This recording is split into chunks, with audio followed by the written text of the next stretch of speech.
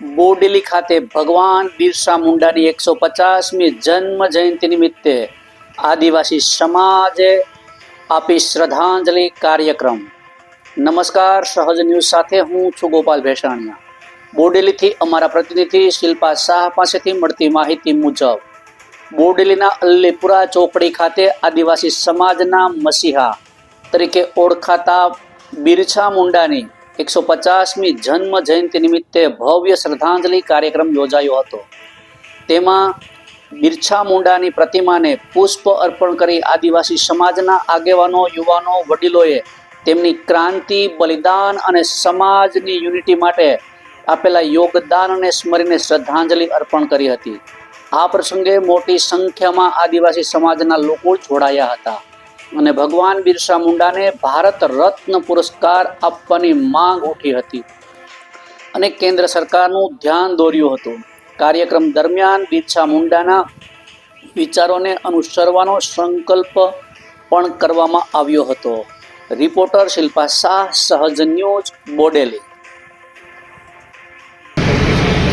આજે 15મી નવેમ્બરે ધરતી આંબા રાષ્ટ્રનાયક ભગવાન બિરસા મુંડાની 150મી જન્મજયંતિ નિમિત્તે સમસ્ત આદિવાસી સમાજ, બોડેલી શહેર અને બોડેલી તાલુકાના સમસ્ત આદિવાસી સમાજે આજે અલીપુરા 4 રસ્તા ખાતે આવેલી એમની પ્રતિમાને પુષ્પાંજલિ અર્પણ કરીને એમને શ્રદ્ધાંજલિ પાઠવેલી છે।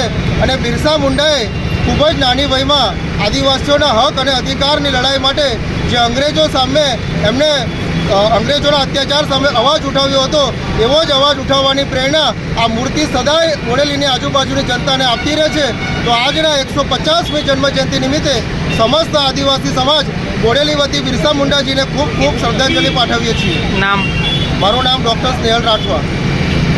આજે 15 નવેમ્બર 150મી પુણ્યતિથિ ઝારખંડના રાંચીના અલુહાતુ ગામ में 1875 में જન્મેલા અને આપણા ભારત દેશના એક લડવૈયા અને ક્રાંતિકારી તરીકે જેનું નામ આજે બિરસા મુંડા ભગવાન તરીકે આજે પૂજી રહ્યા છે, ત્યારે જેઓની 150મી જન્મ જયંતિ પ્રસંગે ભારત રત્નના એવોર્ડથી એમનું સન્માનિત કરે એવું આ તબક્કે મેં ભારત સરકારને અમે કહેવા માંગીએ છીએ।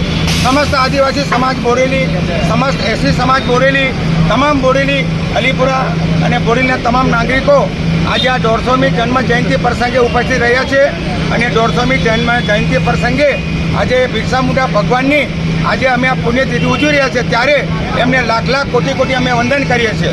જય જોહર, જય આદિવાસી।